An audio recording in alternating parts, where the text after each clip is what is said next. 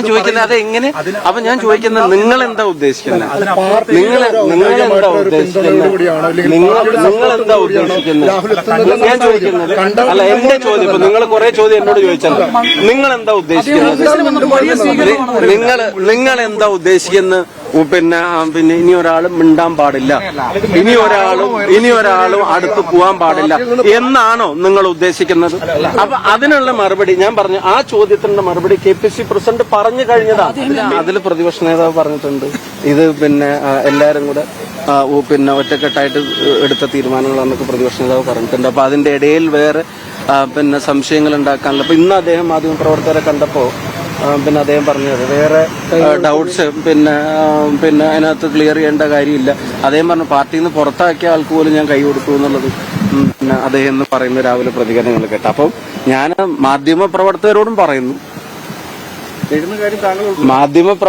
ഞാൻ പറയുന്നു, നിങ്ങളും അജണ്ട ഫിക്സ് ചെയ്യുമ്പോൾ ന്യൂസിന്റെ അജണ്ട ഫിക്സ് ചെയ്യുമ്പോൾ ഇത് തന്നെ ഇങ്ങനെ ഒരു കണ്ടിന്യൂസ് ആയിട്ട് അത് തന്നെയാണ് ഏറ്റവും പ്രധാനപ്പെട്ട ഇൻസിഡന്റ് കേരളത്തിലെ സംഭവവികാസം എന്നുള്ള തരത്തിൽ അത്തരം വാർത്തകൾ ചിലത് കൊടുക്കുന്നതും ചില വാർത്തകൾ ഉണ്ടാക്കുന്നതും ചിലത് ഭാവനയിൽ നിന്ന് വരുന്നതും ഒക്കെ ആയിട്ടില്ല. ഇപ്പൊ ഞാൻ കഴിഞ്ഞ തവണ പാലക്കാട് വന്നപ്പോ തന്നെ പാലക്കാട്ടെ മാധ്യമ പ്രവർത്തകർ, നിങ്ങൾക്ക് തന്നെ അത്രയും അറിയാവുന്ന മാധ്യമ പ്രവർത്തകരാണ്. കാരണം നിങ്ങൾ കൊടുത്ത വാർത്ത എന്താ?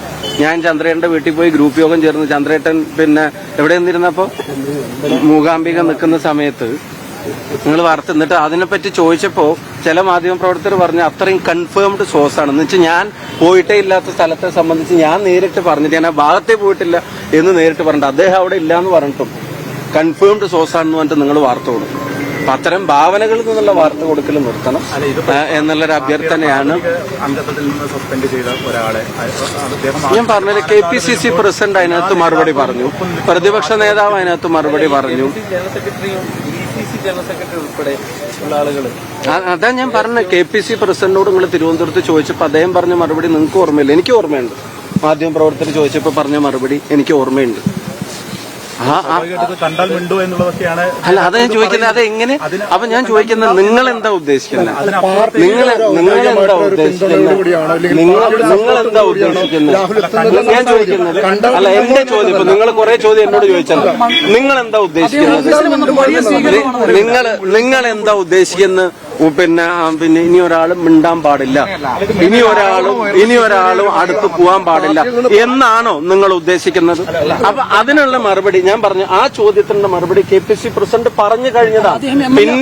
പിന്നെയും നിങ്ങൾ ആവർത്തിച്ച് ഇതന്നെ പറഞ്ഞുകൊണ്ടിരിക്കുന്നതിന്റെ നിങ്ങളുടെ കാരണം എന്ന് പറയുന്നത് ഇതിലെ വാർത്തകളിലേക്ക് നിങ്ങളുടെ വാർത്താ സ്പേസിനെ കൊണ്ടുപോകാന്നുള്ളതാണ്. അതല്ലാതെ ഒരുപാട് കാര്യങ്ങൾ നടക്കുന്നുണ്ട്. അതുകൊണ്ട് KPC പ്രസിഡന്റ് പറഞ്ഞതിൽ കൂടുതൽ ഞാൻ ഈ കാര്യത്തിലേക്ക് മുമ്പ് പ്രതികരിച്ചിട്ടുള്ളതാണ്.